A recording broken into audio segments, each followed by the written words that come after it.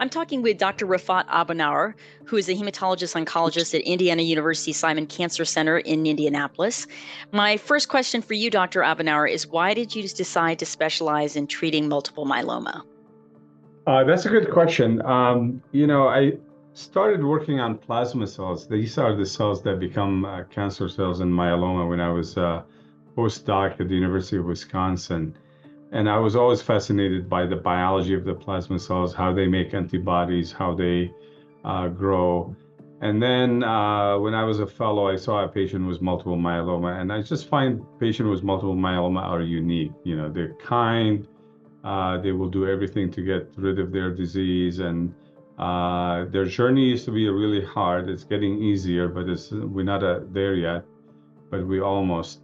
So I always like the patient. Then I start, following the disease biology, and each patient is a unique, and you learn a lot from each patient.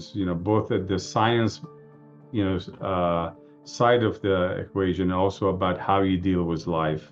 So really fascinating to be able to combine both of them, understanding the science of multiple myeloma and also understand how people deal with adverse conditions. So I always really like that. I mean, it's just, it drives me to do better for my patient. That's excellent. And how did you become connected with the International Myeloma Foundation?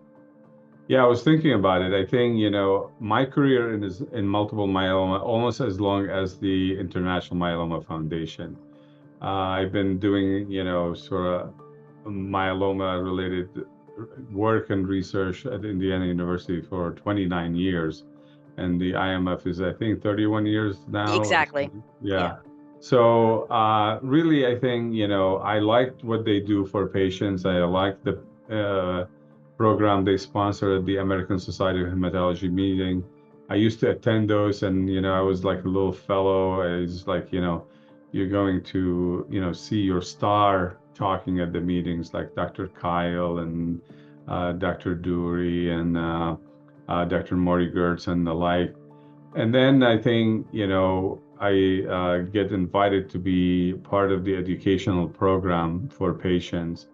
And it's been a great opportunity. I mean, I think one of the most exciting things is really to be with patients, to tell them about what you know about multiple myeloma, learn from them what they know about myeloma, because I think they know a lot, thanks to the IMF and what they do in the educational program. So I like that relationship, and obviously the International Myeloma Foundation lead the way in terms of developing guidelines through the International Myeloma Working Group.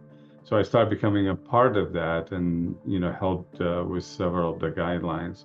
So it's been a very active relationship at the educational level for patient and also at the research level and clinical guidelines level, So we were part of, for example, the ASPIRE trial, one of the first trial in smoldering multiple myeloma. And the first patient enrolled on the trial is one of our patients here in Indiana. Indiana.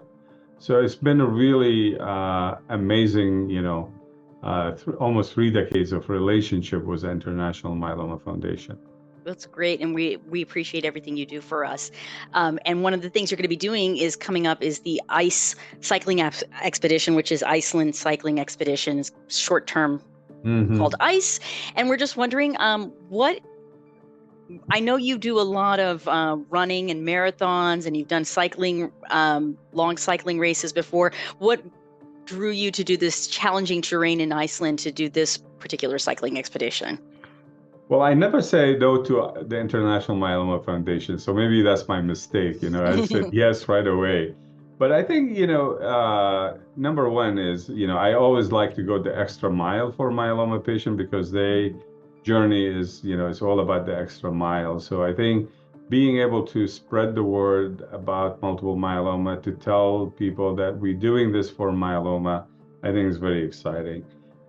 Doing it in Iceland is very exciting because the Icelander, with the help of the International Myeloma Foundation, really established the largest database for myeloma disorders, from screening people to see if they have the pre-myeloma condition and then follow them to see what's going on.